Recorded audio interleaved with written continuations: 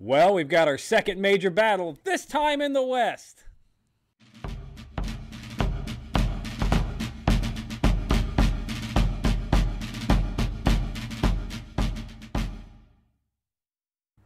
Hello and welcome to Civil War in Hindsight. I'm Lieutenant Tommy. With me, as always, is Prospector Johnny. And this week, Prospector, we've got another battle. Pew, pew, pew, pew. Shooty, shooty, bang, bang. Another one. Yeah, and it doesn't go great for us. Oh, no. No, not in this second go-around. But is it as bad as Manassas Bull Run, whatever? No, not that big of a battle, probably. No, it's a pretty good sized battle. It's not as big as the Battle of Bull Run, but it is a pretty good sized battle. There are some serious casualties on both sides, although at the end of it, we walk away kind of scuffing each other up and both being kind of even. But we'll get right into it. On the 9th of August, the Confederate troops and Missouri state troops are going to move on Springfield, Missouri, as we talked about. At the end of last week, Union General Lyons had moved his troops up to Springfield because he'd heard rumors that there was a large, substantial sized Confederate force that was moving in that direction. And so they arrived. They're arriving. By the night of the 9th, they will get within 10 miles of Springfield. General Lyons of the Federal forces will move his troops out from Springfield towards Wilson's Creek in search of the secessionist traitors. Gotta get rid of them out of Missouri. I mean, yes. Out of everywhere, out of this country entirely. Yeah. I also have to remind everybody at home, if this is the first time tuning into us, that Missouri is neutral, but their governor didn't like that the state voted to stay neutral, so he raised an army and is now fighting against his own people, which is just asininely ridiculous. Yeah, because he has Confederate tendencies, right? He wanted to join the South and keep all their slavery and everything. Well, Missouri is a slave state, so there is that to consider.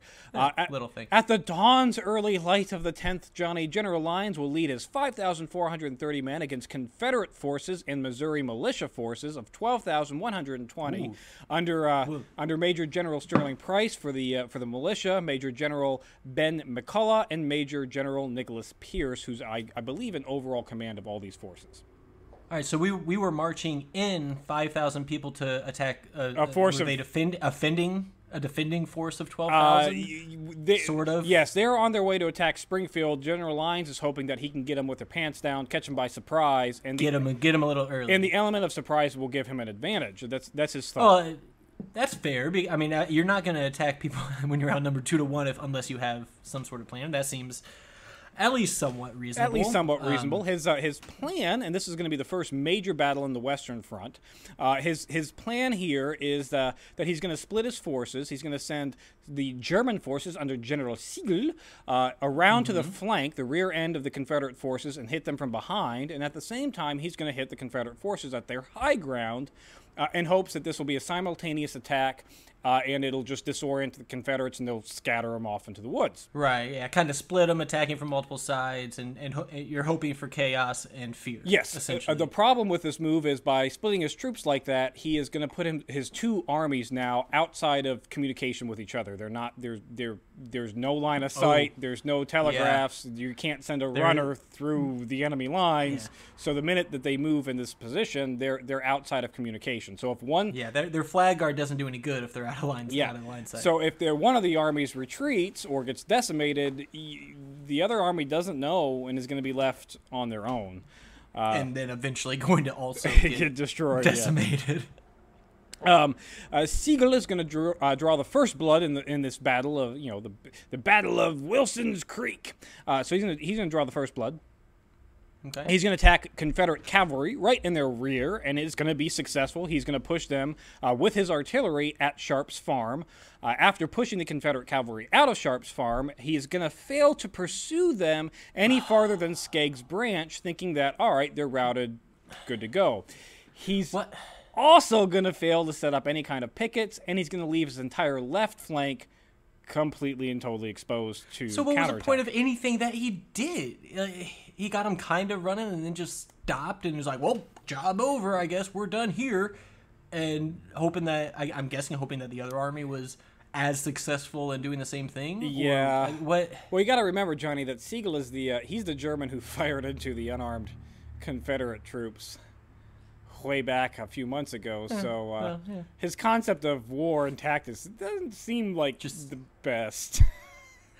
No, yeah, but he did his job though. Like he did it, and then stopped. It seems like if you're gonna be shooting unarmed Confederates or firing into them, why wouldn't you chase after them? Well, like he doesn't. And meanwhile, Confederate forces of the 3rd Louisiana and 3rd Division of State Guard are going to exploit his weakness on his left front. Sigel thinks that the 3rd Louisiana is the 3rd Iowa. The 3rd Iowa wore gray uniform, so when he sees gray coming towards his left flank, he goes, "Surely that's got to be General Lyon's troops coming in to reinforce me." Figure it out, guys.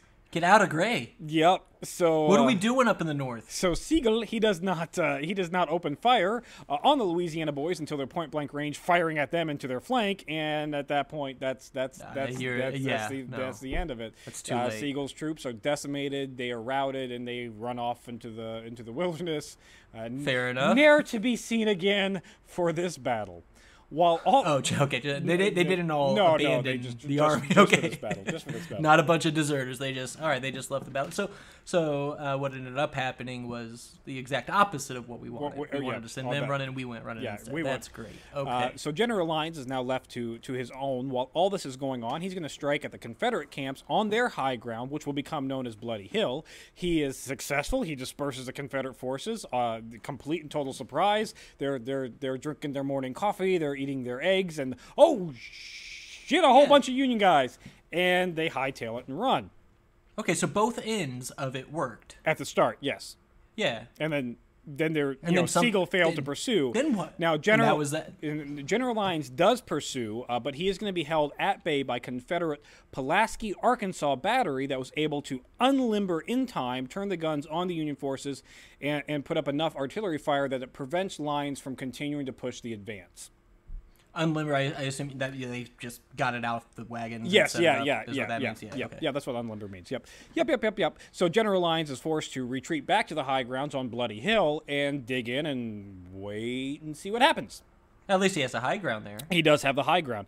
General Price of the Confederate forces is going to lead 2 separate counterattacks against Lyons' forces, and he's going to get decimated with both attacks. Because we have the high ground. Because we have the high ground. And a large reason why this doesn't work for the Confederate forces is that they don't have enough bullets. Oh. Yeah, they have limited guns, limited bullets, and they don't have enough. So do they ration them, or they just run out real quick? They're rationed. I mean, they're being rationed. They're obviously, being rationed before, and then they run out as the charge happens, and like, all right, we got to go back and get some more. And they go up again. Oh, crap, we got to go back and get some more. So it's not going well. General Lyons sees the second repulsion as an opportunity here to continue to press his advantage. So He's already been wounded twice. He's already been minorly wounded and shot twice. General Lyons. But he's like, you know what? No, now's the time. He gets on his pony. He draws his saber. All right, men, onward. He's at the front of the charge, going down the hill, where he's going to get shot in the chest, through the heart, and die on the spot. At that point, now, with General Sigel MIA, General Lyons dead, they're really, your command's gone. Essentially. And the Union forces that are left are like, we're not going down that hill, so we're just going to sit here. Yeah, they just watch their general charge down on a horse and get shot through the heart. So we're gonna and they're to blame. Yeah, we're gonna stop, and we're just gonna wait on top of the hill and see what happens. A third counter assault by Price once again fails as the Union lines hold, but after the loss of Lyons and the field promoted commander Major Samuel D. Sturgis looks at his men, looks at his supplies. His men are tired. They've been fighting all morning. His supplies are getting rather low themselves with ammunition. He goes, you know what? This isn't worth it. Time to pull back. So they're going to pull back, but not to Springfield, Missouri. Instead, they're going to go all the way up to Rolla, Missouri, effectively giving control of the southwestern portion of Missouri to the rebels. This is not what we wanted to see. So Springfield would have been just a stopping point where they could have reset up and dug in and held on to at least a portion of that. Yeah, state, but instead it's like, nope, we're giving it all. All right, so now we have Virginia with Western Virginia and now we have Missouri and southwestern Missouri. Missouri. That's now under Confederate control. Yep. Okay. Confederate forces were unable to pursue due to lack of supplies and being exhausted themselves, so they kind of let the Union troops go off into the wilderness, and all right, maybe we'll see you on another day. Total casualties are heavy on both sides, considering we've got 5,000 and 12,000. But Union forces are going to lose 258 killed, 873 wounded, and 173 are going to be missing, while Confederates are going to lose 279 killed and 951 wounded. So pretty similar casualties on both sides, all things considered. But we lost the portion of the state, so it doesn't matter if it's a wash if we're giving up territory. Giving up territory. Over the 11th and 12th of August, Union forces are going to pull all the way back to Rolla, Missouri, while General McCulloch is going to claim Confederate victory and say that it's time for Missouri to decide whether they are Union or Confederate. He's like, I don't care what you guys decide, but are you Union or are you Confederate? You can't really stay neutral at this point. You actually have a legit war going on in your state. And at this point, I mean, I can't blame him for saying that and doing that. If we would have pushed them out of it, it would be like, okay, now this is a Union state. Yep. This is it. Like, we won this state. It's ours. So I don't blame him. No. So are they gonna? Are they gonna go to a vote, or is that just something he's asking for? He's just saying, now you got to figure this out. Okay. To be fair, though, the Union right now still does control most of Missouri. They still do control the major thoroughfares, major rivers. Mississippi, Missouri River. That's all under Union control still. So it could be something like we're seeing in Virginia, where maybe they're gonna split. Maybe we'll have a Western Missouri. Maybe we'll have a Southwestern Confederate Missouri. Yeah, I don't know. That small, those couple of cities, whatever. We'll see. Lincoln will decree on the 13th of August that the last Thursday of September will be set aside as a day of humiliation, prayer, and fasting for all people of the nation. So a day of humiliation, prayer, and fasting. I think he's gotten the news of these two first major battles, and they lost, and that didn't go as planned.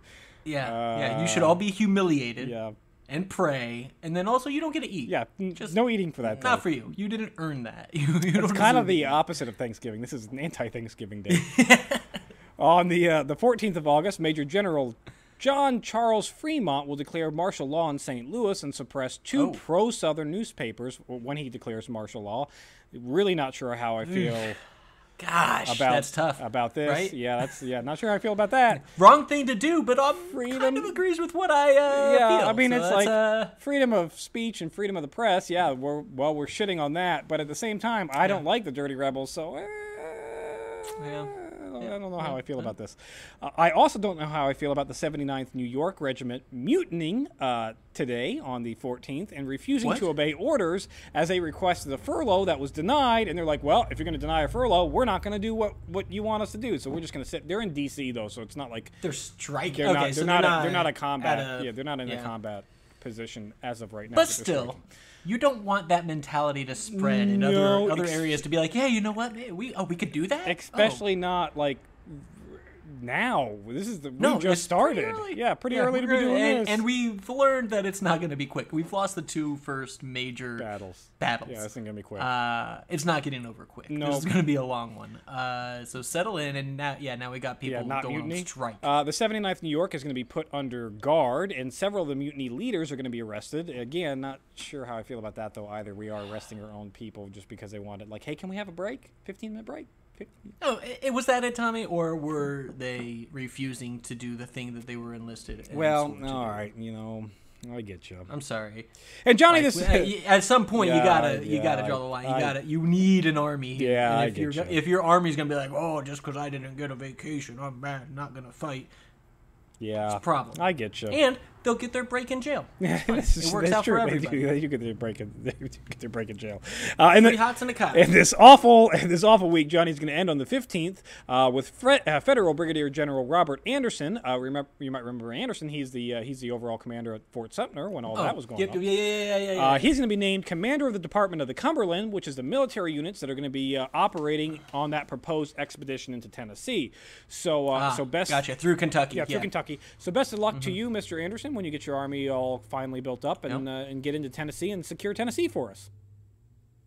That's it for this week in Civil War in Hindsight. Please remember to like, share, and subscribe. And if you enjoy this, check out Historic Hindsight, where we talk about Titanic being a fake conspiracy theory and electroshock therapy.